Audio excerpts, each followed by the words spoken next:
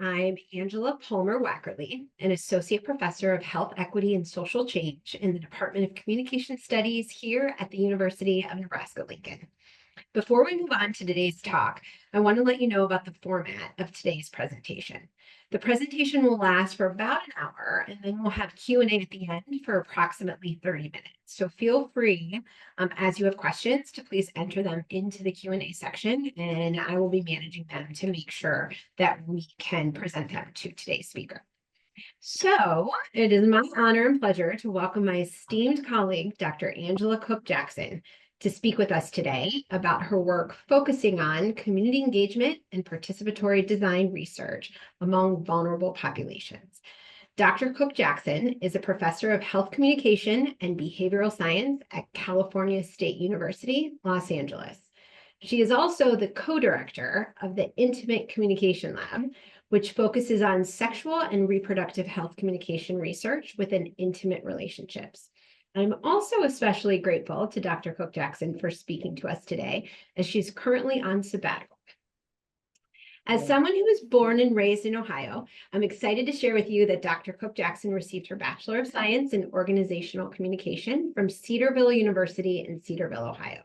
She then went on to earn a Master of Science in Student Personnel Counseling in Higher Education from the University of Dayton, also in Ohio, before moving on to the University of Kentucky, where she earned a Master of Public Health in Health Behavior and Epidemiology and a PhD in Health Communication and Behavioral Science. Before arriving at Cal State LA, she held positions at Eastern Kentucky University, University of New Mexico, Northern Kentucky University, University of Vermont, and most recently, Emerson College. Dr. Cooke-Jackson's research broadly examines culture, health disparities, and marginalized populations through community-based participatory research and media literacy to assist communities in creating innovative, practical, and sustainable change. For example, at Emerson University, she founded and directed the Emerson Literacy Education and Empowerment Project, a peer support program encouraging youth to engage in health life choices in partnership with Boston Public Health Commission's Start Strong Youth program, where she provided media content, education, and curriculum for sexual health and healthy dating relationships for Boston youth. At Cal State LA, she is partnered with PACT Global Action for Gay Men's Health and ECHO Local Dental Pilot Project. Internationally, she is partnered with the Queensland University of Technology Design School and the University of the Sunshine Coast School of Nursing and Midwifery in Australia, using photo stories to highlight collective narratives of Indigenous health workers and vulnerable families' navigation of sudden infant death syndrome. She's been a leader in the field of health communication, publishing 2 books and over 30 articles in peer-reviewed journals such as Health Communication, Sexuality and Culture, and American Journal of Sexuality Education. She has edited several special topics issues, including 2 current projects for LGBTQ+ family and health communication. The latter, which involves both she and I working with fellow health communication colleague, Dr. Laura Ellingson, to highlight arts-based research to expand equity, advocacy, and impact of health and disability communication research. And as if these accomplishments weren't enough to establish her impact in health communication, she was recently awarded a Fulbright scholarship to partner with the Center for Culture-Centered Approach for Research and Evaluation, CARE, at Massey University in New Zealand in 2025 to conduct workshops, deliver public workshops, and collaborate with the center's director and fellow health communication scholar, Dr. Mohan Datta, to write policy briefs, white papers, and journal articles on the futures of anti-racist solidarities as the foundation for addressing health disparities. I know I speak for all of us when I say we are so excited that Dr. Cooke-Jackson is with us today. Please join me in warmly welcoming Dr. Angela Cooke-Jackson. Thank you.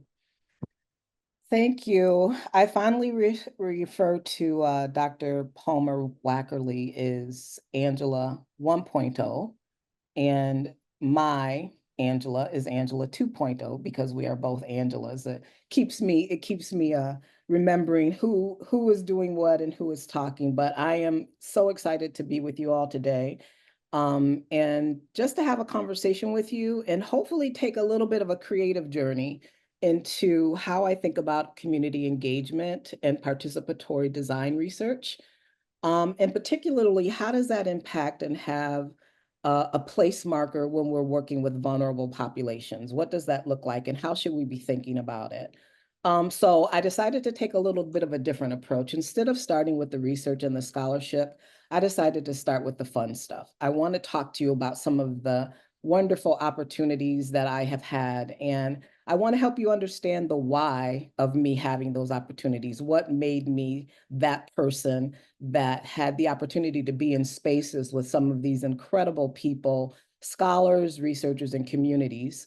Because I feel like that's really important for us to think about as we do the work that we do, like, how did you get invited to the table?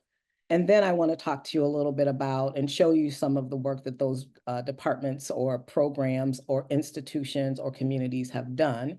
And then I'll end with looking at some of the research literature, specifically some of the literature that is guiding me and that has guided me that I use to do the work that I do in the community. So, brief overview. Just a quick definition. I want to talk to you a little bit about, and I want you to start thinking about, like, what does community health look like? And I'll explain that in a little more detail. I want to give you a visual of some of the different ways that it's happening, and then some of my guiding principles and priorities.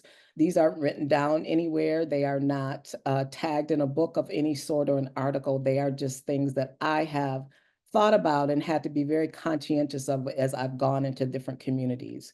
And then we'll talk, as I said, about some of the resources and scholarships, and we'll end with the question and answer time. So I always start by telling people that I am the product of a creative, artistic, innovative, community-centric culture and environment. Um, Sometimes I bend away from sharing my own personal story and my own personal narrative. But one of the things that I've learned over the process of doing the work that I've done, and being in community, is that the story and the storyteller is so critical and so important. And so as I've gotten older in my research, I've begun to put that in. I began to add that back into the scholarship, because while I've done the writing and done the publishing, I'm oftentimes called back to the bridge builders and the communities that helped to direct me in the ways that I needed to go, and really, really held my hand through certain spaces in my life where I didn't know where I was going, or I didn't understand it, and I didn't see it very clearly. And I really try to teach and mentor in that way and educate in that way. I am the product of a dress designer. Her name was Elfrida. Her maiden name, Elfrida Hocker, her married name, her second married name, Elfrida Hocker Foster. She had one of the only African-American dress shops in Toledo, Ohio, in a very segregated community in Sylvania, Ohio. And her dress shop was called Elfrida's Specialty Shop. And I grew up in that dress shop. And this is actually a piece out of the Observer from the Toledo, Ohio Blade paper in which her work was featured. All of the clothing that these individuals in these pictures are wearing, those are all pieces that were made by my mom. I sit under my mom, and at the very young age of probably 5 or 6 years old, I remember for Christmas, I got a very tiny little sewing machine, and my mom taught me how to sew. And that was really important to her, because we all knew how to sew, all of my siblings, because she wanted us to understand that the making and the craft of sewing and the detail and the time it took was really important. And we had to be engaged in that. And we couldn't be distracted to do a really good job at the pieces that we made. And so in this picture is my oldest sister, Cassandra. My brother Benson is in one of the pictures, and my sister next in age to me, Freda, is in one of the pictures. The outfit that my brother Benson actually has on, which is the kind of a light toned vest and pants, he actually made that outfit. So my mom was very succinct about how we oriented ourselves around the craft of using our hands to create pieces to wear. My biological father was a musician, and he played in many numerous bands over the course of his life. And while I never had the opportunity to actually meet him, I had music as well in my bones and in my DNA, and grew up singing. And I always tease people and tell them that I was a wedding singer for many years. Most people don't know that about me, but I was a wedding singer for many years of my coming out of college and going into my career trajectory after college. But a part of that was, I believe, sewn into me through the art of music that this gentleman brought into the world, and the way that he did that. And so when I think about who I am, and when I think about how the things that I am coalesce with the work that I do, I begin to decide to make that a more prominent part of my narrative. I'm an artist, and it took me a long time to think about myself as an artist.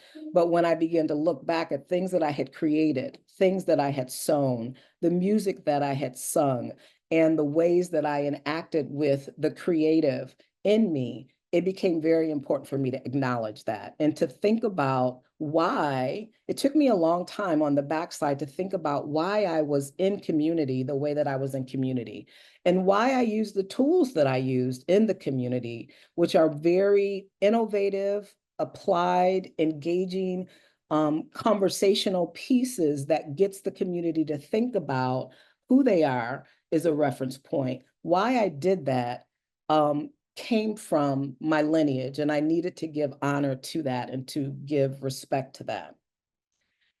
One of my favorite books, and if you hear me with my mentees, if you hear me in my classes, if you hear me as a gift giver, is a book by Parker Palmer called Let Your Life Speak. And in this book, he talks about our journey from our calling and our vocation to what we actually pull together with that. When we think about what our calling is, what is the natural thing that kind of exudes out of me? And then we think about how we move that into our vocation. Sometimes those things are very compartmentalized, and we think about, my vocation is this, I go to work, I do this thing. But my calling, that thing that was born into me, from my parents, from my community, from the people, my kinship relationships, I put that over on another side. And Parker Palmer talks about the importance of us bringing those worlds together and understanding those worlds. I'm not going to read all of this to you, but he talks about this ideal of being in a world where our birthright gifts are abandoned at a very young age. And they're abandoned because our parents tell us you should be this, or our community, or our friend, or we go to college and college or high school tells us we should be a certain way. And when we adapt that, it's not that it's a bad thing, but oftentimes we don't teach, especially in the elementary school, we don't teach in tandem with who are you and what is your birthright gift? And how do you inhabit that as well as inhabit the other tools that you need to live in the world successfully? And so I love this book, and it has had a very meaningful space in my life. Typically in my house, I have 3 or 4 of them, because if someone comes over and we're having a deep conversation about our lives and our journeys, I'm going to hand them this book and ask them to read it as a resource or a tool to help guide them in their own personal life journey and trajectory. So all of these things have cinched together the doing of Dr. Cooke-Jackson is a community-based researcher and educator, and doing of what I would call participatory design that happens in community-based work. We know generally that community-based participatory research is a collaborative research approach that equitably involves community members, it involves researchers and other collaborators, partners, interested or affected parties in the research process, and it recognizes the unique strength that each bring to the table. On a deeper level, more specifically, we know that community-based participatory research aims to enrich communities and to advance scholarship. However, what I want us to think about today is that it's essential that we employ culturally responsible and respectful strength-based approaches that prioritize the community's voices. So how can community-based design end up affecting and improving a vulnerable population? Well, it improves them if we are practicing things that are enhancing what they already have there. And then also if we are practicing things that inadvertently can become policy for that community to really change the way that that community works together. We're trying to build their capacity. We're trying to collaborate with them to address health challenges. And one of the things I think is so critical to underscore is that we have to recognize that there have been structural factors that have impacted the health of vulnerable communities. We can't just go in and say, this community has a problem for these reasons. And it is their race, it is their gender, it is their location, it is their ethnicity. We can't just go in and say that. We have to think about the structures that have not just presently, but historically impacted that community and why they are vulnerable. And then we begin to identify those obstacles and prepare in a respectful way and a way of understanding the community through that historical context. That's when we really begin to build that community up. So I want to take a little pause and I want to ask you to do something for me. I cannot see you, I cannot interact with you, but I want you to sit with yourself and think about, what does community health look like? What does it actually look like? One of the tools that I use when I go into the community to engage them in conversation and to allow all of us who are around the table to not prejudge or predefine each other based on how we look, how we arrive in the space, what our experiences are, what our level of knowledge is. I ask everyone to do one picture, and on that one picture, they can only use photographs, no words. They can use photographs from their own family, they can use stock photographs, but I ask them to create a visual story of what community health looks like, or what sexual health looks like, or what health looks like, depending on the nature of the conversation. I want to start at a very basic space with the community. And I want us, again, to have a shared understanding, but I want it to be in a visual process. And so I ask you yourself, if you had that magazine or your family photos or whatever in front of you, what pictures would be on your one sheet of paper? What pieces would you pull out without words to show me, as I walked around the room and saw your piece, what community health looks like? Again, remember, sometimes we talk about these really difficult, challenging ideals or constructs, but we don't actually ask the community what it looks like. Like, what does it look like for you to have a healthy community? What things then are exuding health? What things are not exuding health? And how do you understand the difference between those things and actually see them? So an example of that, if I were to show you my story, this was, or my slide, I'm sorry, if I were to show you my piece of paper, my slide, this one I did in conversation with asking a community about, what does sexual health and mental health look like for you? And so this is my take on the ideal of that rest is a part of health. Walking in partnership with my spouse is a part of my mental health and sexual health. Understanding the impact of mental health on me as a person of color, and then generally in the population, is important. Exercise is another big part of the picture that would be on my screen. Healthy eating, drinking water would be on my screen. And another smaller picture is this: love your body would be on my screen. All shapes, sizes, abilities, disabilities. It is important. That is an important aspect of what I would see health or sexual health or mental health looking like.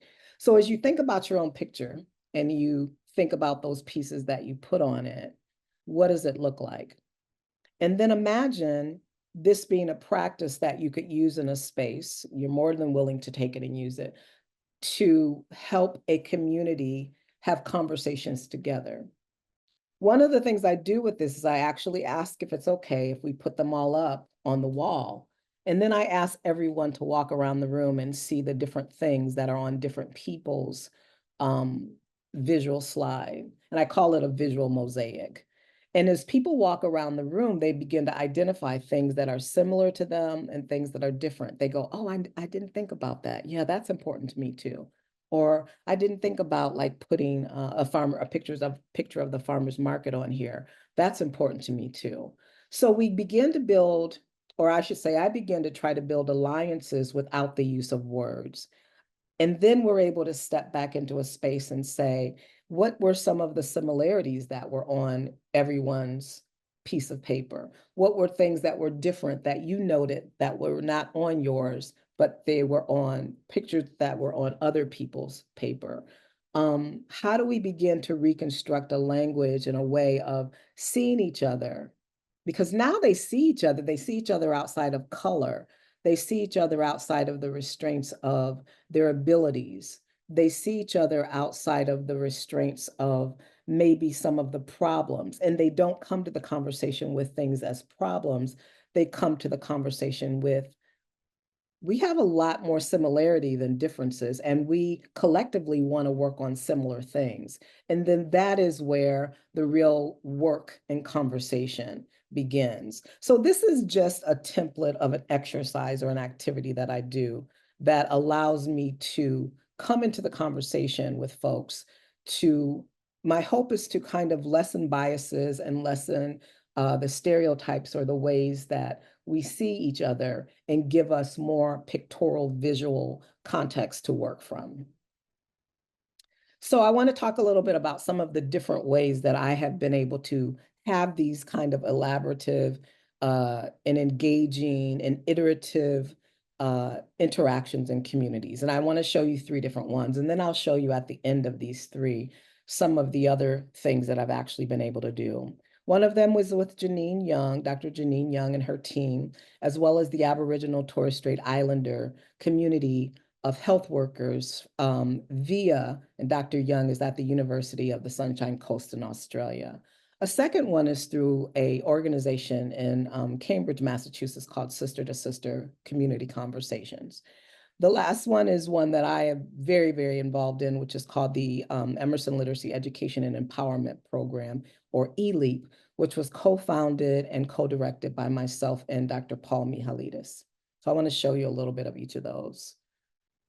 So the first one, and I want to show you this one because it's a smaller, nuanced engagement that I was asked to be a part of. I was not a part of all of the steps that unfolded for this particular project, but I was brought into this project because they wanted me around the table to help them think about using photo voices as a tool for storytelling within a community of Aboriginal and Torres Strait Islander people. Janine Young is a nurse and an exceptional midwife by trade, and she is a faculty member at the University of the Sunshine Coast. And this is her it's on my left side, so probably to the right, and her colleague, Leanne Craigie. And so in working with both of them, part of the goal was to bring me into the space. The lower hand corner of this picture is a group of probably 30 or 40 nurses that I presented to and talked to them about being engaged, predominantly white-looking people in Australia, but being engaged in a community of color. That was another layer that they wanted me to talk about. Like, what is that like for you as a nurse practitioner working in a community of color, the Aboriginal Torres Strait Islanders, and making sure that they understand what you're bringing to them in a way that is going to enhance them, because this is a people group that has felt and been very disenfranchised in the Australian culture, right? And as Indigenous folks. Another part of it, the woman in the center was just sharing with some of these women who are doing the work in the community, but also are now a part of the educational system. So both of these women were working on their PhDs underneath the guidance of Dr. Young in nursing. And so as I began to collaborate, the gentleman in the white shirt with me is someone who brought me to the campus, as well as helped me meet and collaborate with this group of nurses. But as I began to work with these different groups of people and begin to just have an opportunity to move through these different spaces, one of the things that I began to understand is that my role was a role of just being present and listening when asked to, sharing my experience, and then particularly with doing the photo voices as storytelling, giving an opportunity and agency to think about what happens with co-sleeping. Again, Janine is a midwife. What happens when co-sleeping happens in Aboriginal families who are already at spaces of compromise in their own health histories, right? So she was really trying to undo, excuse me, really trying to undo the process of co-sleeping and offering another avenue for the Aboriginal community to sleep with their child without the repercussions of co-sleeping, which is a product for them of SIDS, or as she refers to it as SUDI, but sudden infant death mortality, trying to take down the numbers of that.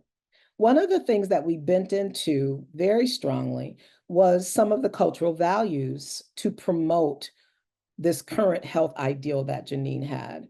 There is a very deep and rich cultural value among the Aboriginal population. You'll see kind of this shell, and the shell on the right side of my screen was a way in which their children, their babies would be put to rest beside the parent and held, as you see the woman holding in this kind of pod the baby. This was a way to carry the baby around. This was a way to let the baby take a nap. And this was a way in which the baby was not sleeping right beside you in the bed for the Aboriginal community. So Janine and her insight decided to take that and use that as a way of advancing what she called a peppy pod, which she has a copyright on this is I think the best way to say it. And this is a portable infant sleeping space that can be embedded in the bed or can be beside the bed to prevent the parent from actually having the child in the bed with them. And so this particular research took two different strands. One was a strand of evaluating the acceptability and feasibility of the program. Can we actually do this with the Aboriginal people? And then the second strand of this research was to understand the Indigenous health work area and those workers who go into the community to share the information, because all of those Indigenous folks were the ones, those health workers were the ones who were sharing the information about using the Peppy Pod. And so one of the goals for me was to begin to see and structure out a way in which they could use photo voicing as a tool to share stories. So each one of the households was given an iPad. And on the iPad, they were asked to capture pictures of their day and what they did with their child and their infant and the ways they engaged with them. And then those pieces were collected as the health workers, the Indigenous health workers would go door to door. Those pieces of media were collected and used as a way to tell the community, your story is one that you love your children, your child or your children, you embrace them. But we're also trying to elevate that story in a way that helps you understand how you are sleeping or co-sleeping with your child and how to be preventative of that. So it had an educational component to it, but it also had a component in which they introduced the Peppy Pod and talked about this historical cultural value that the Indigenous folks had. But then how do you introduce this new Peppy Pod, this is a picture of Janine. On the right of the screen is a picture of the health workers. This was their goal. We want to prevent sudden unexpected death in infancy. The rates of death are high. The Peppy Pod intervention is a way to support those Indigenous folks by using a tool that they already had. And if we do this, we can have a protective factor for vulnerable babies who are already living in very hard-hit communities. So this was the first of, I don't want to say the first, but this was one of my very favorite opportunities because it was very specific. It was very much oriented to education around photo voicing. How do you do it? What things do you need to collect? how does that data end up being used to tell a story that can help the community? How can you put together those visual components that have come from the videos that were captured on the iPad? And then what does that work look like, and what does it ultimately yield? A second one that I was very involved in is called Community Conversation, Sister to Sister, a women's health initiative. And this was an opportunity for me to work specifically in an African American community in Cambridge, Massachusetts, with African American women. Very simply, I was brought onto this project because they asked me if I had the capacity to help them get grant funding. What was really fascinating about this project is that it was happening in a young female's beauty salon, African American woman who had an African American beauty salon that specialized in a variety of different ways of doing African American women's hair. And her and two other collaborators began to have a conversation about how they came together and the talking that happened. And so that opportunity of understanding that Black women come together to get their hair done in this space, and it's a sacred space. And now, how can we use that in a way to share health information back to the community? And that's what they begin to do.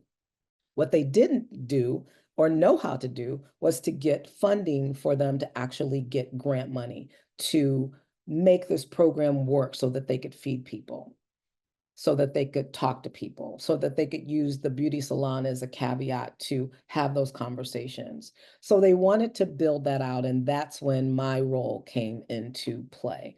One of the things that I helped them do was create a qualitative research questionnaire that they could begin to ask all of the women who had visited and frequented the beauty salon about the importance of coming to the beauty salon and having conversations. Another part of my role involved talking about different leadership in Black communities that could be useful to providing educated and research-informed information. So we began to put together a list of African American female medical doctors and practitioners. They got to hear from a gynecologist. These women got to hear from the women in Cambridge community, got to hear from a regular practitioner that was just a general practitioner. They got to hear from massage therapists. They got to hear from a sociologist whose background was in incarceration. They got to hear from a gamut of different populations of doctors, medical trained doctors who were Black women, to talk to them about some of the health issues that impacted Black women in the beauty salon. And this became a powerful space, but they didn't have anyone who knew the work that they were doing and the value of their work. And so getting funding was really important. So we began to build an infrastructure to help them get that funding. And now, this was in 2015, 16, now they're fully funded and they're able to run these programs, as you will see on the right side of my screen again, in which they're talking about and meeting with the women in this beauty salon, issues of structural racism and what's happening in our community. And if you go to the website, if you get time, if you can go to the website, you will see a sundry of other different types of programs that they've had. One of them was looking at intergenerational conversations where they brought an elderly woman, Roberta and Shirley, and those two elderly women chatted with one of my mentees, Shanae Birch, who just got her PhD from Columbia University, around health and health conversations and what do we need to know, what's going on intergenerationally that we need to talk about. So community conversations was yet another opportunity for me to bring a specific tool set that I had, or a skill that I had rather, into dialogue with with this Black hair salon owner, and then two other people who were from the community that wanted to see this initiative take off. The last one I'm going to spend a few minutes talking about is the Emerson Literacy Education and Empowerment Project. And I'm not going to take you through, I have a link that will share a little bit about what it was, but I'd rather just show it to you and share a little bit about what happened in the ELEAP program. This was co-founded by myself and Dr. Paul Mihalidis, and it was then my role to be the director of this program. The program ran from 2012 all the way through 2016, and it had a number of different iterations. But as you heard in the introduction, the objective and goal of the program was to coalesce the Emerson Department of Communication with a program that the Department of Public Health in Boston, Massachusetts was already running that was youth emphasis called Start Strong. The Start Strong program and then the Emerson Communication Studies program were set on trying to create a space where we could bring young adults to the college campus and we could teach them about something that I'm very passionate about, which is sexual health, body agency, and healthy dating relationships. And because Start Strong was emphasizing that already in their program, it worked as a very beautiful connection.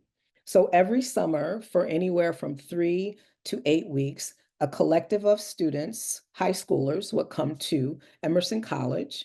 I decided to create what I called a peer-to-peer mentoring model because I felt like they're not going to come and sit in a room and just listen to this old woman talk to them about sexual health, but they'll listen to their peers who are close in age to them talk about sexual health, and they will engage with that and they will work on those things in collaboration with them. And so these young folks would come to campus and we would greet them with open arms and all kinds of gifts and packages to welcome them. And as they spent time on campus over those next few weeks, we began to train them in aspects of health literacy, media literacy, body agency, and we would have kind of a teaching session in the morning. And then in the afternoons, we would take it through either teaching them how to use digital technology. So I brought video cameras, I brought iPads.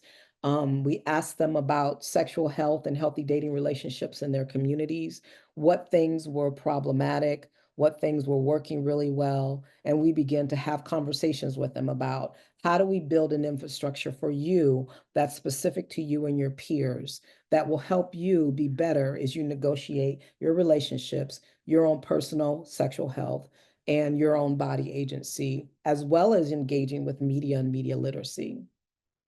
One summer, we had the opportunity to bring Dr. Oksana Zelenko from Queensland University of Technology. I was able to get some funding and bring her, and she came and did a more broader wellness program for a collective of about 7 or 8 young people. And so we found different ways from our starting point to our ending point to bring different students to campus to work with these peer-to-peer college students, peer-to-peer mentoring, and then have a conversation and create content for their community.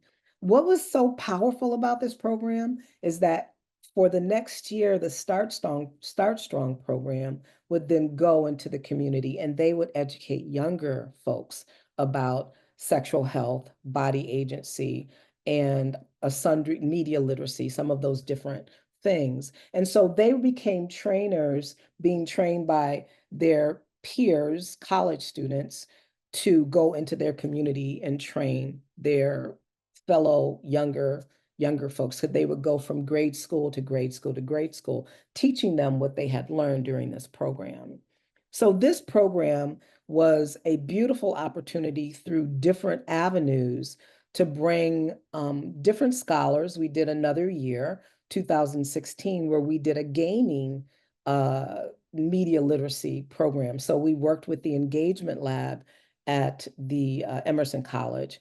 And this particular summer, again, always starting very foundational, as you'll see always in my pictures, there are people working with magazines and getting content and thinking about like, what is a healthy relationship? What's an unhealthy relationship? But this summer, they actually were charged with creating a game.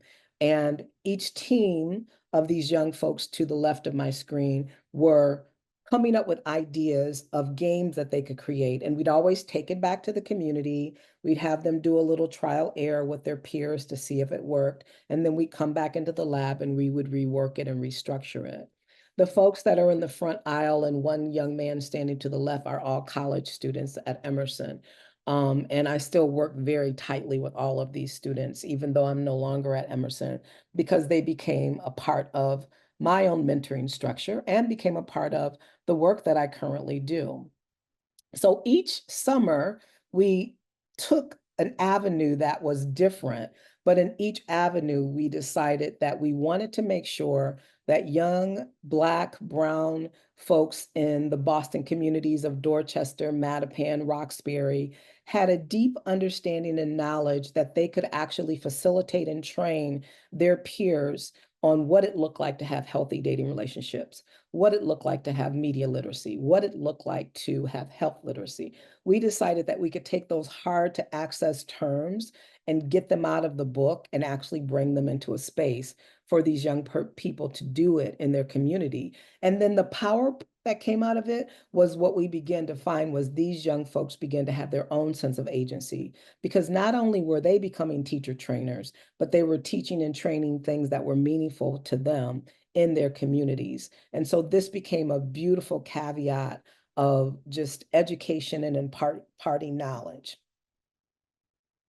Some of the other opportunities that I've had, and this is not all of them, but this is some of them, probably starting back at my PhD program, working with Dr. Nancy Schoenberg, doing work with African American elders and medical visits to large hospitals, working on smoking cessation in Albuquerque, New Mexico, as well as at the University of Kentucky, and going into indigenous communities and then working with African American communities, working at the Queensland University of Technology.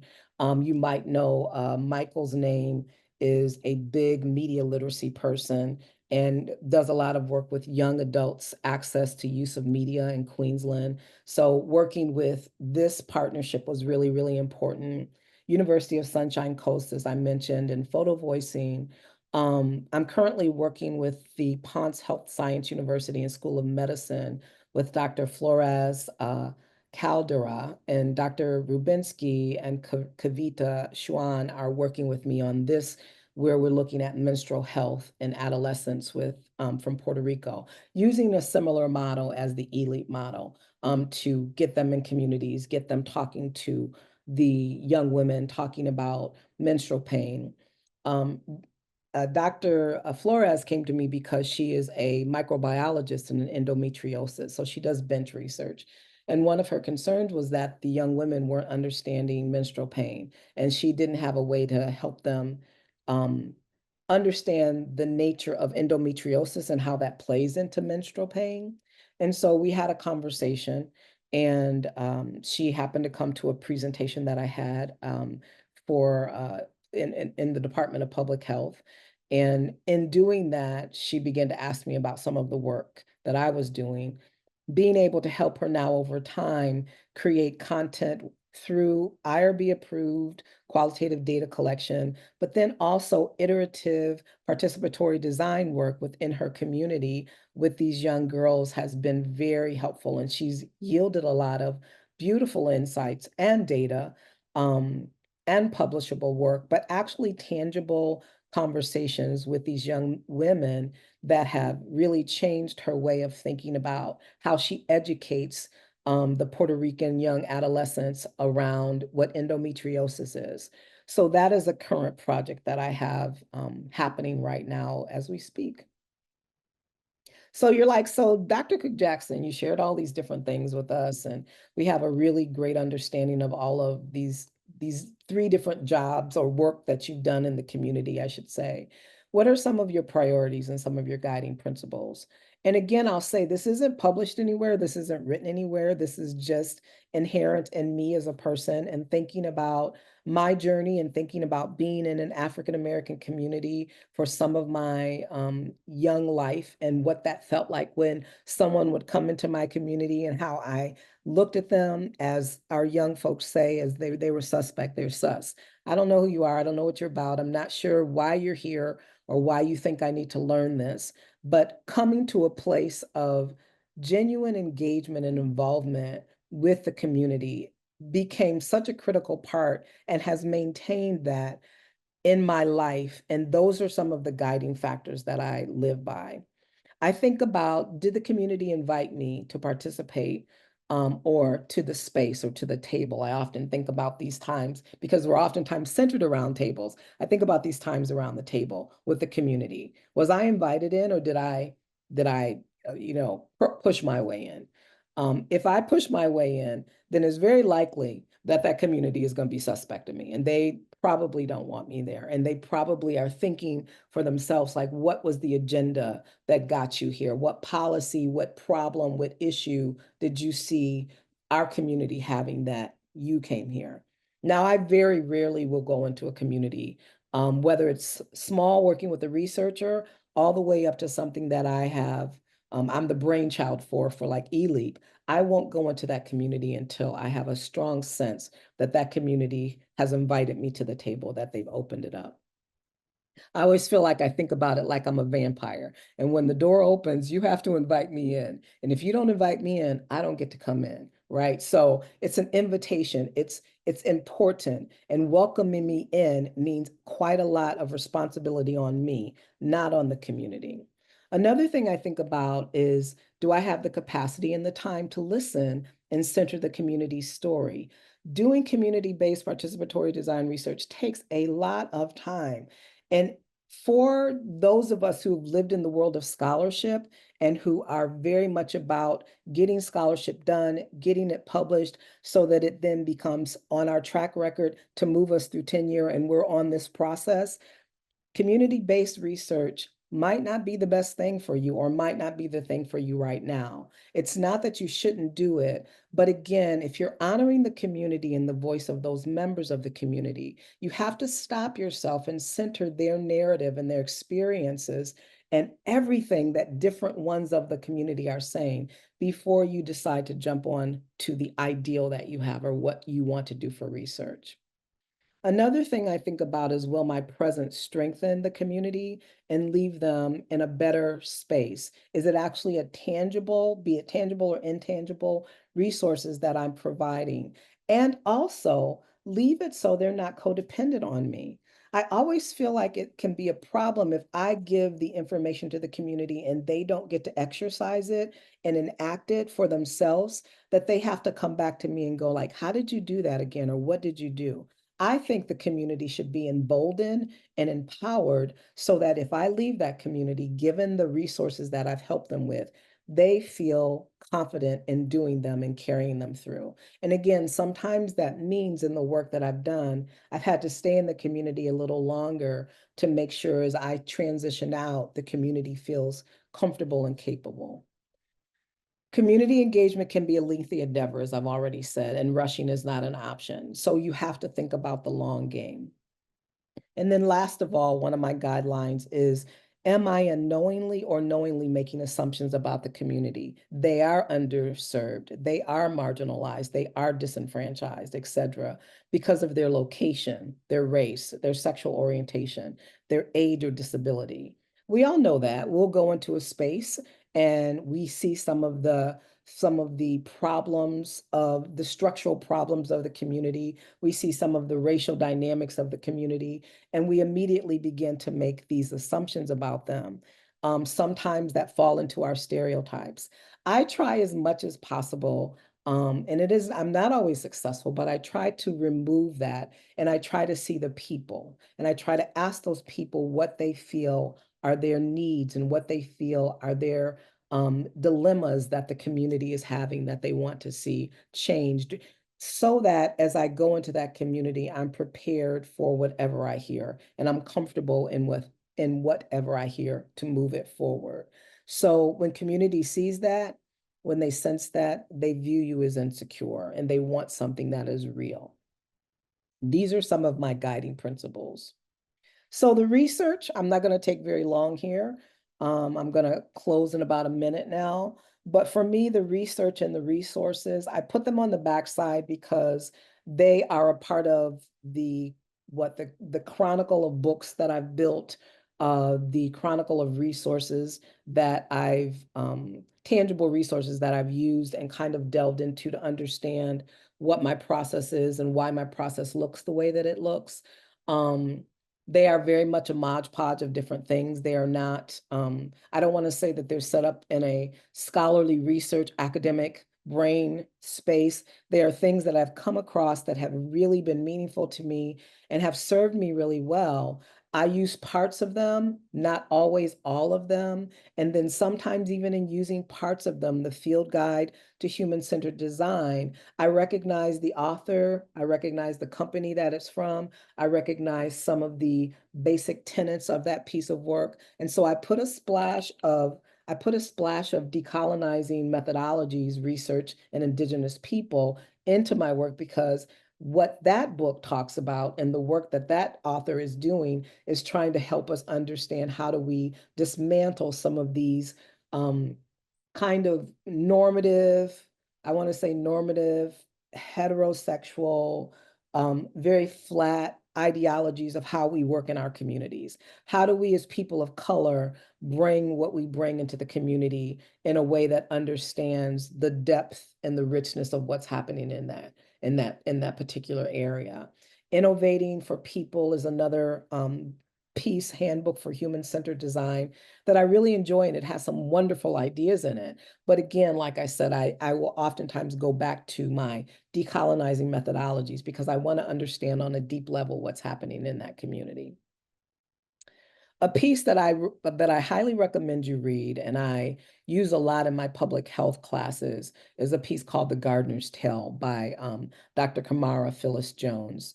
Again, I won't talk about all of it, but she talks about institutionalized racism, internalized racism, who's the gardener, and personally mediated racism. Understanding these things, I think, are critical when you are working in any community. But if you are working in a community of color, you have to understand the systematic and systemic issues that have played out in those communities that you need to be very aware of so that, again, you are not defining the community by terms that don't totally encompass who they are and how they got there. A couple of pieces of scholarship, and again, I won't go through all of them, but these are some that resonate with me. One on Indigenous strength-based approaches. There's been a real big push for Afrocentric, Indigenous-based community approaches that have lended themselves to understanding, again, the structural issues that play out in communities of color. And then there are a couple of others. The community-based participatory research is a really great read just to understand the systematic 10-year review of literature, particularly around minorities in clinical trials, because it is oftentimes difficult for us to get minorities into clinical trials. Why is that? What's going on? So these are just, again, some snapshots of pieces that have guided me in my research of understanding.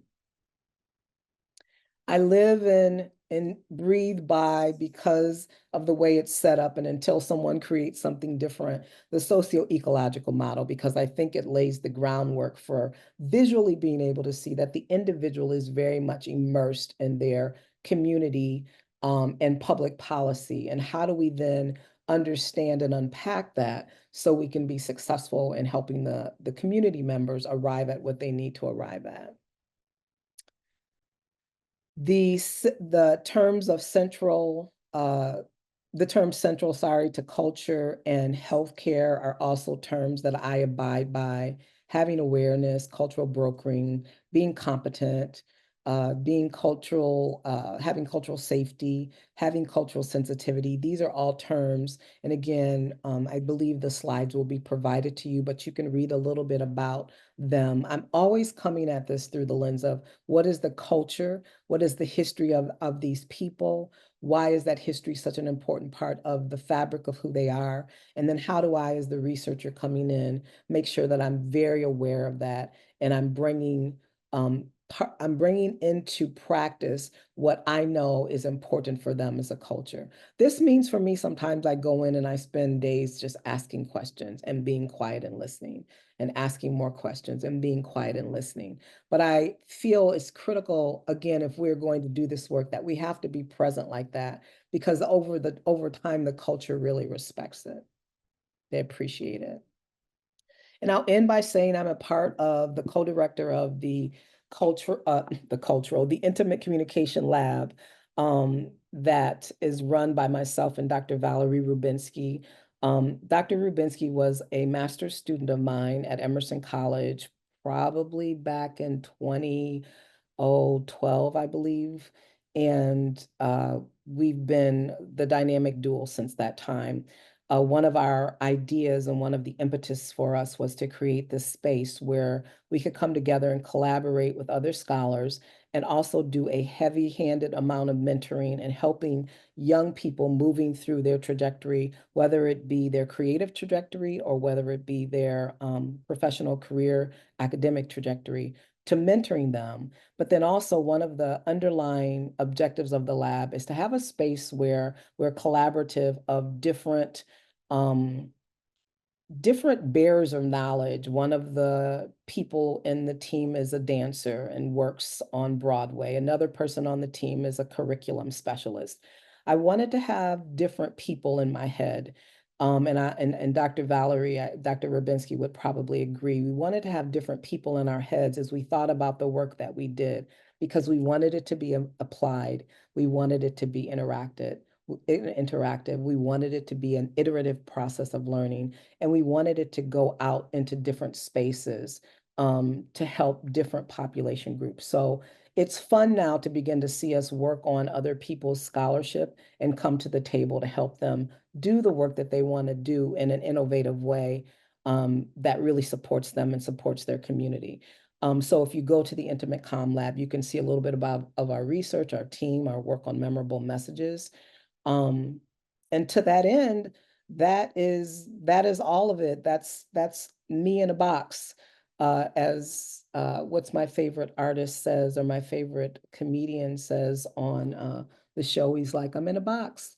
This is me in a box. And this is me sharing for you how I think about community and community engagement, and that there are things that authentically start in the beginning of my life and my birthright, that have led me to this space where I can do it with a lot more soundness, research behind me, and actual opportunities and times in the community. So thank you so much. I hope that this was insightful for someone out there. And we're going to open up, I think, for question and answer. Yes, thank you so much, Angela. As you could probably see from all the reactions coming in, I think that this talk has resonated with lots and lots of people. So especially me as well. This was just so inspiring to hear not only your personal journey, but also your professional journey. And I especially want to say I loved how you shared resources at the end. I've never quite seen that in a talk, and I love that. How then that shows what informed your learning, but also how you continually think about this. And Yeah, so, and how to help others think about that. So thank you so much for doing that. you're welcome. A reminder to everyone to please post questions that you have so that Angela can answer them. We do have one right now. And so someone had asked, could you please elaborate on what that invitation to work with community members, what that might look like? And by that, I believe I hear you asking, how did I end up getting invited to do some of this different work? Like, how might a program invite me to do the work that I'm doing? I feel like it looks like a couple different things. Is that accurate? I'm going to open up my Q&A here. I think that definitely can Okay. help answer that question. I want to say that early on, when that part of it was in my PhD work. So working with Dr. Nancy Schoenberg, and then working with Dr. Anita Fernando, those were opportunities that I was just I was a research associate on with a team of other scholars, and we were working on these different community, for example, with Dr. Fernando, smoking cessation. And so we had African-American women coming to the campus, and we were having focus groups with them. And those focus groups turned into actually just conversations and training of smoking cessation and how do you stop smoking for these African-American women with this health issue. In part, that training was an opportunity for me just to be around the table. So if you get opportunities like that, I say take them. If you are looking for opportunities, or if you are in the academic, if you are in the academic system, if you are working on your master's or your PhD, find faculty who are doing work that is community engaged and ask if you can participate in the collection of data. For Dr. Fernando, sometimes I was just coding and collecting. Sometimes I was at the table and actually running the focus group. That began to formulate my training in the academic institution. Over time, I would say about mid-career, what I found was because I was doing so much work in the community that it became like a rolling ball. Someone heard about me, they understood that I did that work, and they asked if I could help in another way. So there are many of them that I haven't mentioned. Oftentimes those were piggybacks off of one that I'd done where I believe the work was done really well. They felt like the goal that they had was accomplished through my support, and they then asked me to come into the space. But I can't tell you that there's one granular thing that happens that allowed those doors to open up. I feel like I was always looking for those opportunities. And because serendipitously I was in the right place at the right time, I got the tools that I needed and the training that I needed to feel comfortable in it. That was making those connections with those professors, Schoenberg, Ferdinand, uh, and Dr., forgot her last name, Dr. Anita, but making those connections then opened up opportunities for me to be in the space to do the work in the community. Um, and in some ways, I feel like I felt at the time like a free agent, like I was just doing it. It was another job outside of the work that I was doing, whether I was working on my PhD or actually in a work experience. It was a side, but it began to roll into a bigger snowball and collect more snow as it went down the hill. Um, and so now it's pretty normal now for me to get a call from someone or an email from someone to ask them to help on a component of a project. And I think part of that is nothing that I've done. It's just that I've been there, I've been in the spaces, my name gets circulated, and someone else reaches out to me. Um, so it's different. The invitation is just normal. But I would say to start the invitation, for you to begin the process, make sure that you find some of those faculty or some of those community agencies. I'm oftentimes contracted, I get a contract from a community agency. So find organizations that are doing the work, or go in and pitch yourself and say, hey, I know how to do community informed work, and you all are Planned Parenthood, and I know that everybody has a lot on their plate. Do you need someone to do this for you? And do it for free, and do it committedly, and do it for a long time. That's a way of getting your network built and getting your name out there. What inspired you to be passionate about sexual health? What inspired me to be passionate about sexual health? Sexual health, it's sex. Everybody's talking about sex, but nobody wants to talk about sex.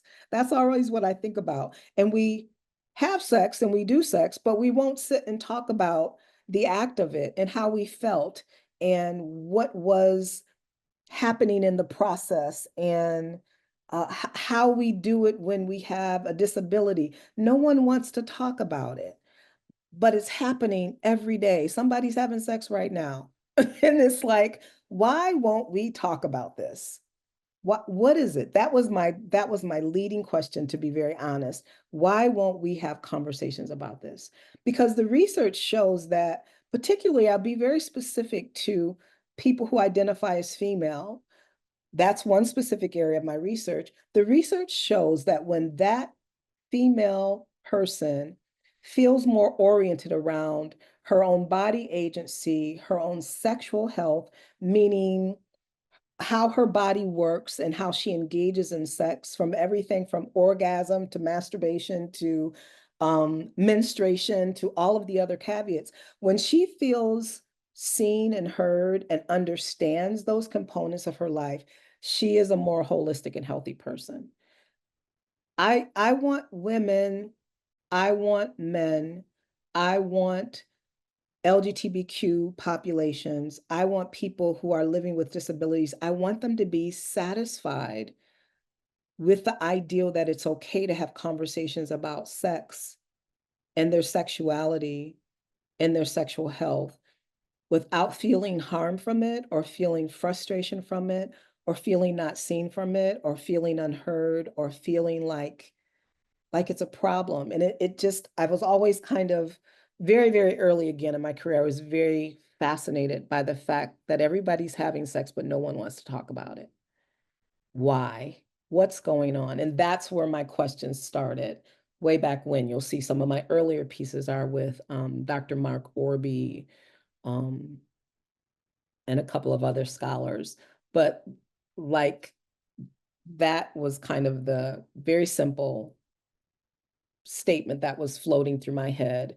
And as I began to do the work and collect that data that I collected with Dr. Orby onto Dr. Rubinsky, um, uh, soon to be Dr. Jacqueline Gunning, um, Dr. Ashley Aragon, soon to be, as I started to work with some of those people who are dealing with invisible illnesses or are have been raised in the Hispanic Latinx community or who are in LGBTQ relationships, as I started to see different layers of it and different ways that it was still problematic to have these conversations, or where the conversations were happening really holistically in certain kinds of relationship, but not over in other kind of relationships, that began to build the research area. And every time we would see something unique, there was a place to ask the question and then build that question into research questions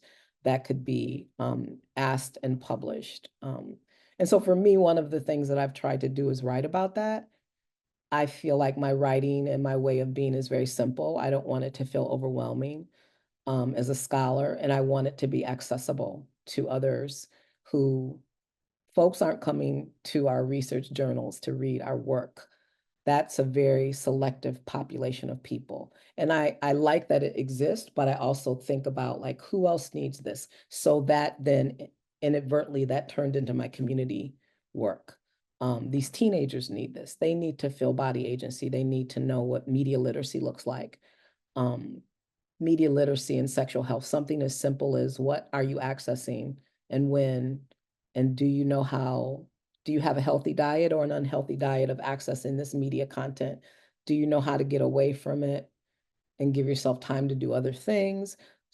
Those are other like tertiary layer questions that I began to ask that end up doing the work that actually, some of the work that actually plays out in the community. I hope that wasn't too blunt. I'm being videotaped, so whoever sees this in the world, and if it gets put into a canister for 100 years from now and someone opens it, they're going to probably go, we're still not talking about sex. But at least we have some resources here to help us think about how we talk about it. Oh, I love and appreciate your bluntness, and it's so important. So thank you for answering that. So I'm just wondering, we still have time for more questions. So wanted to make sure if anyone has questions that you could please enter them into the question and answer section. But while we're waiting, I had a question, Angela, which I was thinking about. You were talking about your intimate communication lab and all the different members that you have that are a part of it. And I was Mhm. wondering if you could talk about maybe it's the evolution of it, maybe it's the structure of it, I'm not sure, but how how you meet regularly, like how this team has solidified. Do you meet regularly? Do you Yeah. meet according to projects? I think for those of us who are creating these spaces, would just love to learn how you do it effectively. Right.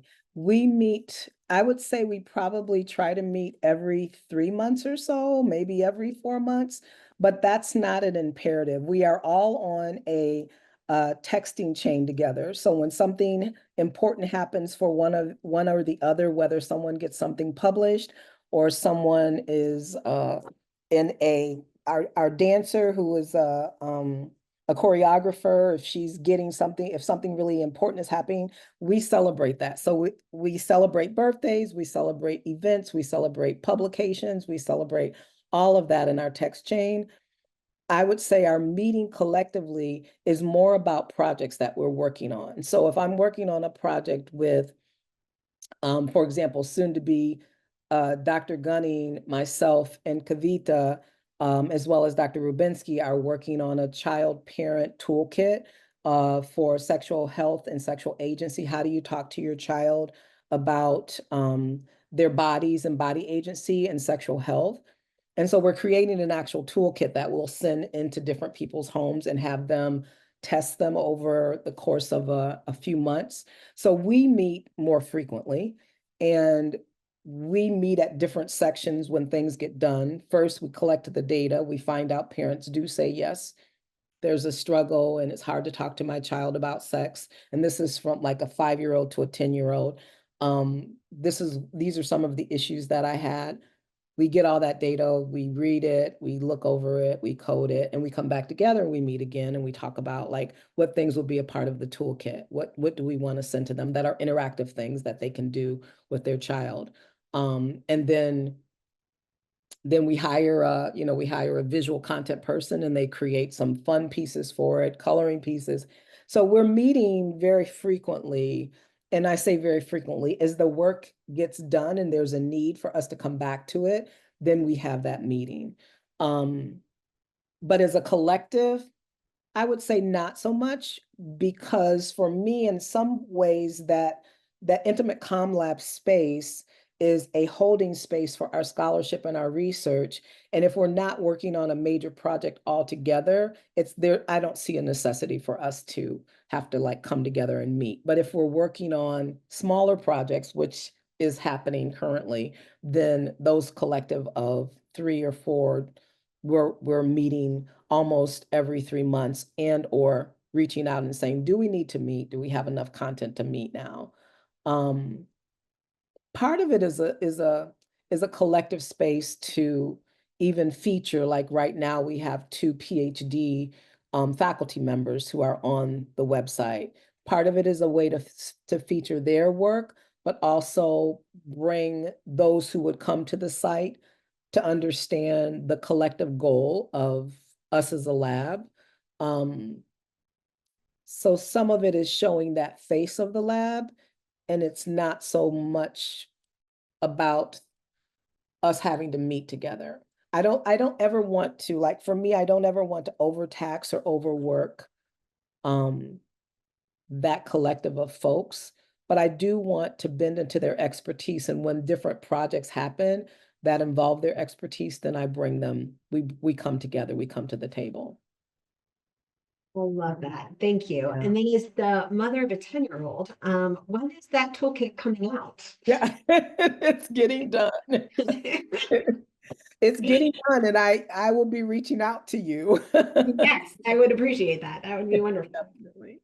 Um, but yeah, and we've been able to garner small pots of funding here and there. I'm constantly, in my spare time, I'm constantly looking at funding agencies and trying to find places where the ideal would be able to have the lab completely funded, because I would like to begin to roll in, as Valerie and I would, like postdocs to do actual work on some of the content, the content that we already have and that we've done, and their own projects.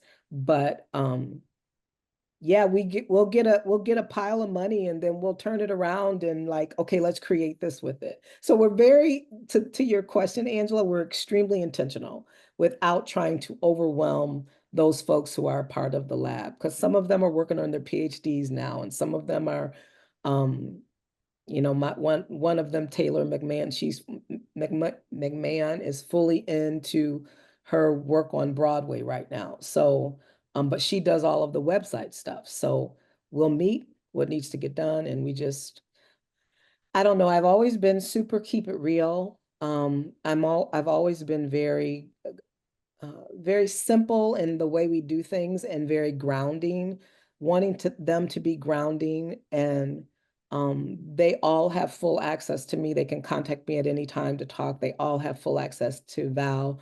They can call at any time to talk about their lives. But it's a combination of really good mentoring, I believe, and just helping this collection of folks be intentional about the world they're in and the work that they see themselves doing.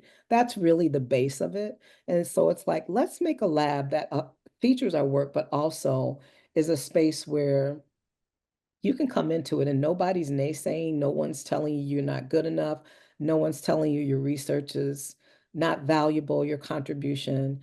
And that to me is the kind of that I wanted that, and that is the kind of uh, ethos I will use that the lab has.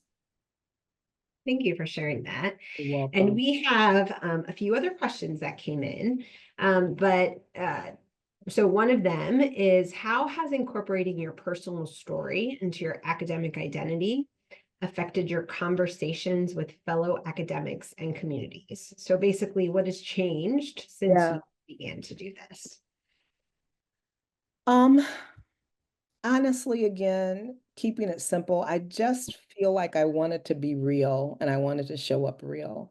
I remember starting my PhD program, and prior to my PhD, I had done a lot of work in higher ed administration. So I understood colleges and I'd been in different colleges. And I remember starting my PhD and feeling so overwhelmed. And I'd gotten a master's in student personnel counseling in higher education. So I thought that that was going to be my trajectory. My mom passed away from complications from type 2 diabetes in 1998.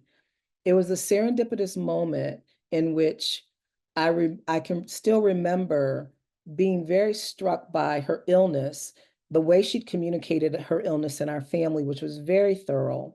And then this moment of her transitioning out of the world, knowing that she'd given me all this information in a very clear way, and I needed to figure out how to use it.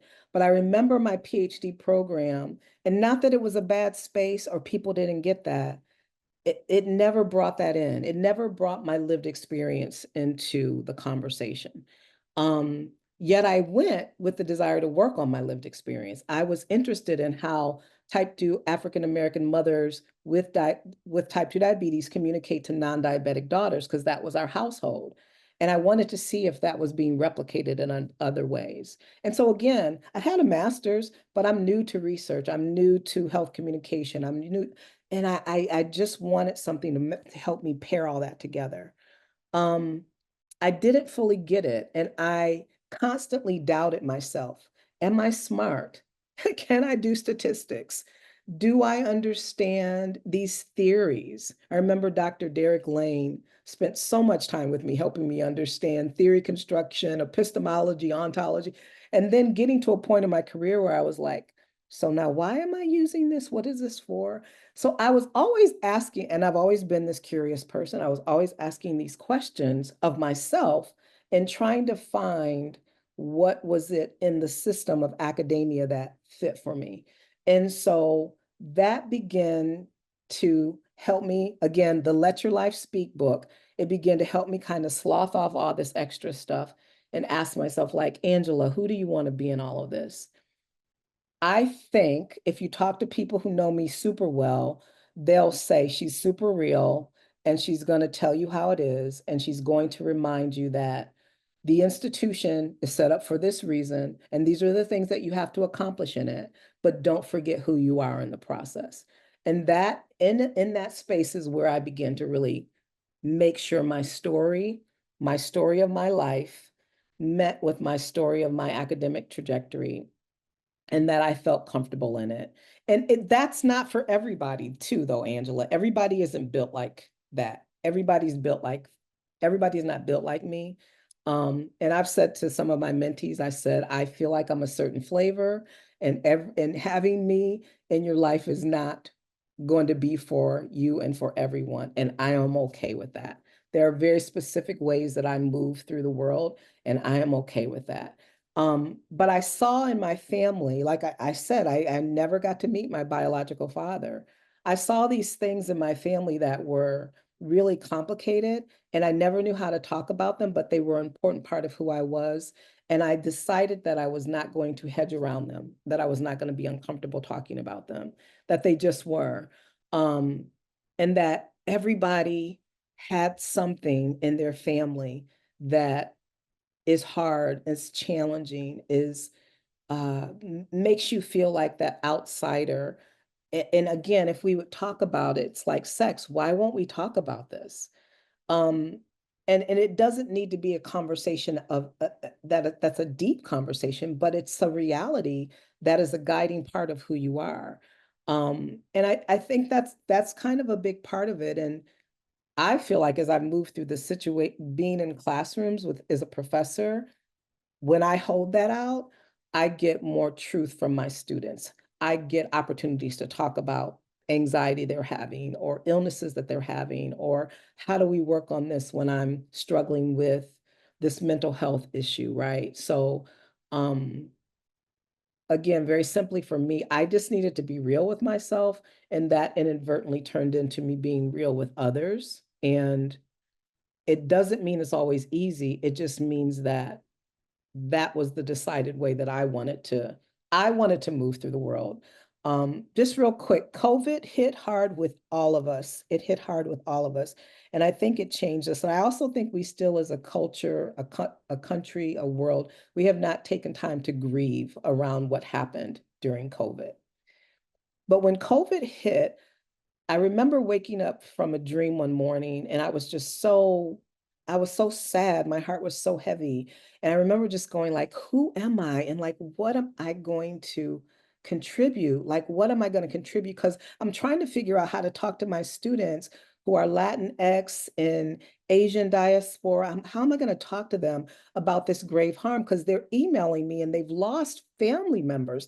Like some of my students had lost 3 or 4 family members. How do you have class in the midst of that, right? How do you still teach in the midst of that? And I remember waking up from this dream and going, who are you, Angela? And the word that hit me is that all I could remember was I'm a teacher and I'm a mentor. I'm a teacher and I'm a mentor. Um, and so that changed my trajectory of what my time in the classroom looked like. I began to teach in a different way. I begin to impart knowledge. I begin to hold space for hurt and harm and pain. And it didn't mean that the class always ran the way that I wanted it to with the academic content I wanted to address. It did mean, though, that the class ran in a way that we had empathy for each other and we understood that we were all going through difficult things and we wanted to figure out how to work through them and work on them, and that we could do that. We really could do that. And so, that's a very long way of saying it all, but that just COVID, my heart has always been in that space, but COVID really shifted me. And it let me see that I had this beautiful gift and passion and power and position and privilege to be in the classroom in the way that I was. And I needed to really think seriously about what I was going to do at that time and space. Um, and sometimes I'm about business, but then sometimes I'm just trying to channel into what's going on right now and how do we help these students who are moving through this process show up in the classroom and see themselves and see the work that they could do and the gaps that they could fill that haven't been filled by me. How do we help them do that with the academic piece and rigor and with the realness of their lives? I want to hold those two in tandem. Thank you so much for that. You're welcome. And I completely agree with COVID. I Yeah, think we're still thinking our way through this. yeah, I Exactly. agree too. And so that relates to another question we have here. You talked about how you navigate talking about sex and sexual health while also maintaining a professional identity. But what about for maybe grad students or emerging scholars, early career scholars who are also trying to manage being perceived as professional by other academics while they're talking about things that people hold biases about and they Right, may not be open to? right. So can you speak a little bit to that as well? Yeah. I think for us as academics and for those who are in their new career spaces, it is extremely critical. This is how the institution works, I believe. And I think we need to see that and honor that and not feel frustrated in it because it just is, right? But that means that you have to start with research. You have to start with the work that's been done, and you have to be able to acknowledge that that work exists so that you are able to then go, now here's the thing that I want to do.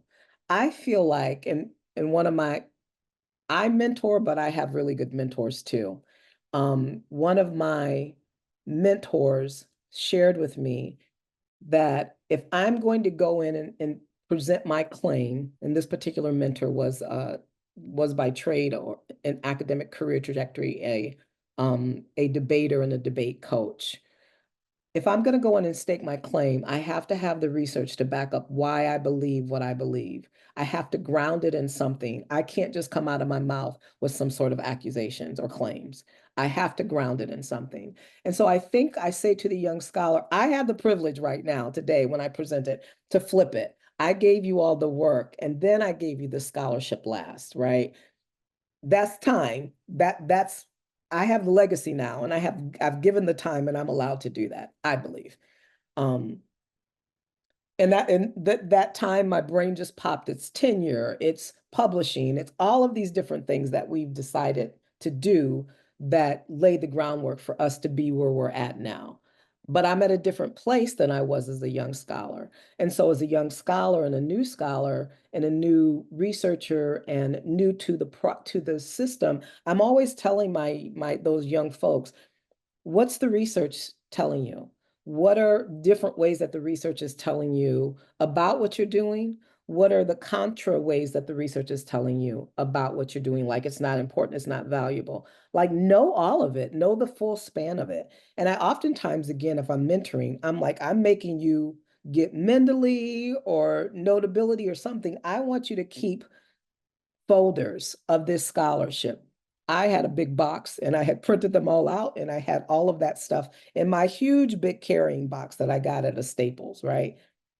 I knew the scholarship and I knew the scholarship so well that when it was time for me to make my claim about what I thought was important, I could do it because I could point to other scholars who had come before me and done the work, right? And so I think a lot of times we have to be careful about just wanting to jump, just like with the community. You can't just jump into it and say, I'm here, this is mine, I'm going to put my flag in it. You have to honor and respect those who come before you, be it through the community, be it through the scholarship that has been done and the articles and the books that have been published. You need to make sure you're pouring over that and you know it like the back of your hand before you speak into existence what you think is your idea. Because sometimes you speak into existence your idea like no one else has done it before. And as my mom used to say, there's nothing new under the sun. So find that work, make sure that it holds true till you get to, as I usually do my funnel, till you get to the tip of the funnel, which is your content, your work. And then now you have something to build on. But also, last of all, Angela, which I think is a hard thing in our culture right now, I hear the adage that I hear going in my head is like this ideal that time is the healer. Time is the healer, but time is also really important, and you need to take the time to do the work. It's I've been doing this work for 30 years. So for me and the way that I wanted to move through the world, I feel like I have built up what I wanted to build up and it looks the way that I wanted to. But it took me a long time. And in that time, that start point was about putting my head down and doing the work. That start point was asking myself big questions. Where do you want to be? I didn't want to be at a Research One university, but I wanted to write to get to a Research One university if I could. But I wanted to be at a teaching institution because I felt like, let your life speak. That's my birthright and that's my skill. I want to teach more and I want to be in the classroom more than I want to be in wholly in the research. But as I got more volume and I moved through it, I started playing around with this ideal of, can I do more research and also teach. When do I have to do that? I have to do it in the summers. I won't have my summers, but so I started to move the pieces around in a way that felt logical for me. And so I look at my work and I'm like, I don't have the volume of this person over here, but I'm also very comfortable in that because it was like I didn't need that and I don't need that. The things that I'm intentionally trying to do are about A, B, C, and I have my list. And so again, when I'm mentoring, I'm telling young folks, give yourself time. Ask yourself where you want to be. Ask yourself who your collective is. Who are the core people that you keep around you? Why are those people around you? What are they mentoring you academically? Are they mentoring you interpersonally, relationally? Are they mentoring you um, even from a therapeutic perspective? Like, who are your core? Because I have a core and I know in the core where I need to go. I got to talk to Debbie Haffey right now about this. And Debbie Haffey's my college professor from my undergraduate at Cedarville. And I can go right back to her and be like, Debbie, I'm trying to figure out this financial issue and I don't know what to do. And she's 12 years older than I am. And she can, this is what I did, right? I go over here. Hey, Mark Orby, I know you're busy. I need to get on the phone and talk to you real quick. Can I talk to you about this? Yes. Mentor, academic, right? Over here. And so I think we have to think about the longevity of our careers a little better. I think we have to think about where we want to be a little more. I think we have to realize those first few years of that career take time, and you do have to put your head down and do the work, and it's okay to do that. But I think we have to be careful when we think, I have this idea, what's important. It needs to be front and center, and I'm going to make it front and center, right? And it's like, yeah, but did you do all this work up here to get there yet? Have you done due diligence to the research, to the scholars who came before you, to and again, to be transparent, sometimes I'm hard on that because or I struggle with that because sometimes my mentors tell me that Dr. CJ, you apologize too much for the work. You created this. You apologize to the others and try to stake your claim or say it's yours too much. And you did it and you're good. You don't have to do that anymore. But I'm always, again, my old school motto, my family motto, I'm always going back to say to the person, thank you. I appreciate you. Um, Thanks for helping me get here. Thank you for letting me use this research. I'm built like that. Um, so it's not abnormal for me to give Dr. Nancy Schoenberg, who I haven't been around her for years, but I'll send her a note so quickly and say thank you for building this in me, for helping me understand this skill, because that's how I'm built. To me, all of the other pieces, though, are about understanding the longevity and understanding that you have to give voice to those people that came before you that did the work. And that if you do that really well, then the thing that you want to do, the ideal that you have, that can happen, but be patient, play the long game, um, be about the long game and give yourself space to just build it. As I was preparing this today and I was looking at these things and I'm like, I don't remember doing all this. Excuse my French. Am I allowed to cuss? I don't remember doing all this shit. Oh my God.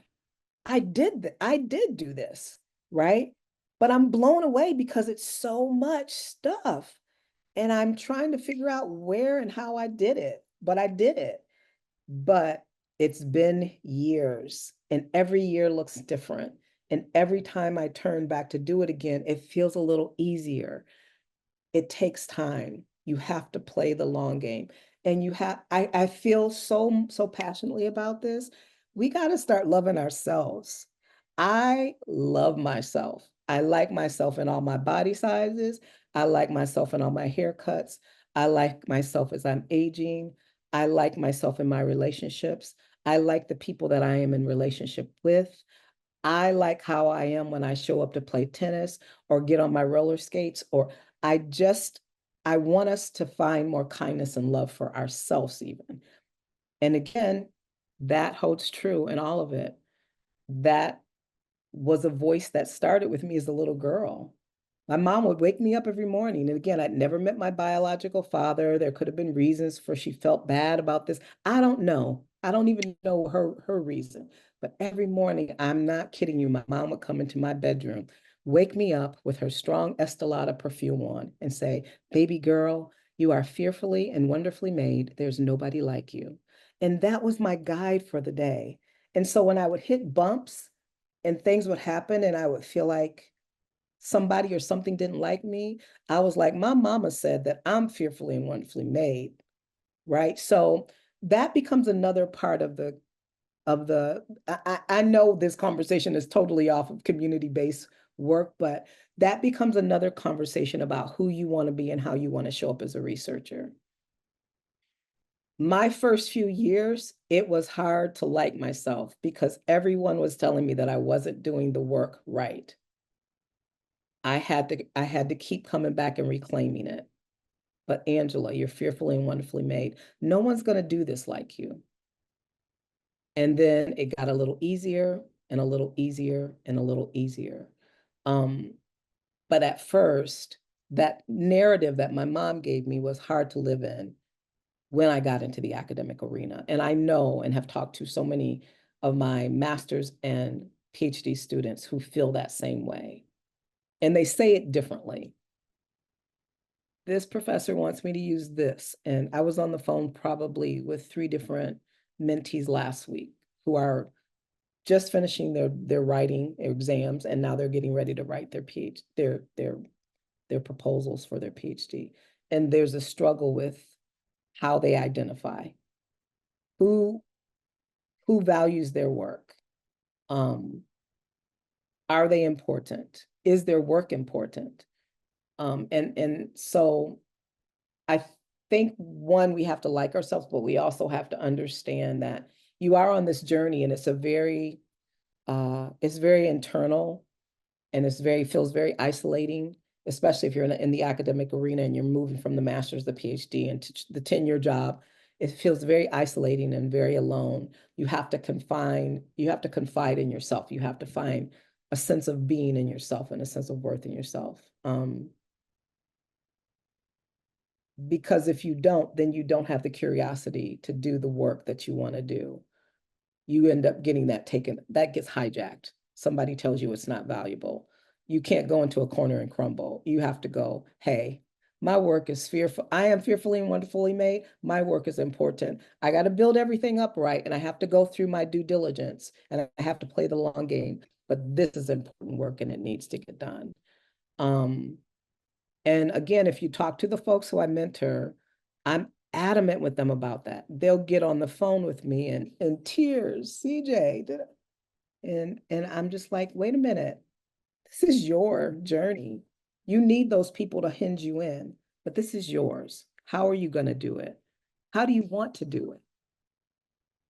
And their degree, again, to me, their degree doesn't define them. For me, their relationship defines them. I don't care if you don't get your PhD finished. Shh, nobody heard me say that. But I don't. I care about you and as a person and in your relationship.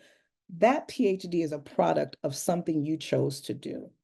If you get to a stage in which that's unsurmountable, life happens and you can't, you still need to be coming over to my house, having time with me, or getting on the phone and having conversation with me. That's not what makes you as a person. And again, that's another, I'm working on a book now about memorable messages with my colleague, Valerie. And that was one of the things my mom used to say too. Be careful how you treat people going up. You might meet them coming down. So be about you and be real as you move up through your career trajectory. Because if you come down, Dr. CJ, you come into Walmart one day and Dr. CJ is the cash register there. Hopefully you'll still say, you treated me really well as you moved up to get your PhD. But my mom used to always tell us, be careful about that because you might come down. You don't know. You might come down. And if you come down, did you treat these people good? And so for me, the end result, and I'll be quiet after this, is like, how am I treating people? How am I treating myself? Well, this was an incredible way to spend a Wednesday. Thank you so much. for speaking to us today. I want to be mindful of your time, especially thank you again for taking time on your sabbatical Welcome. to speak to all of us, as it was such an incredible way to take a break in the middle of this week to inspire us for why we do what we do, and so and to Right. learn from you. So Thank thank you, everybody. I see all the hearts. I wish I could see people's faces, but I see all the hearts, and thank you so much. And I always tell people, if you ever need to talk or you want to reach out, please reach out to me. I love conversation. I love real conversation, and I love having those dialogues. And I hope in something from this, I hope that you felt fed and nourished, both intellectually, spiritually, emotionally. Sabbatical has me thinking a lot about all things of life. So, so hopefully something from this resonated, because I definitely have a lot going on, Angela, in my head of who I am and where I'm at and what I'm doing. So thanks for having me. Well, thank you, and we wish you luck in New Zealand in Thank you. 2025 too. Thank you so much. Yeah. Thank you, everybody.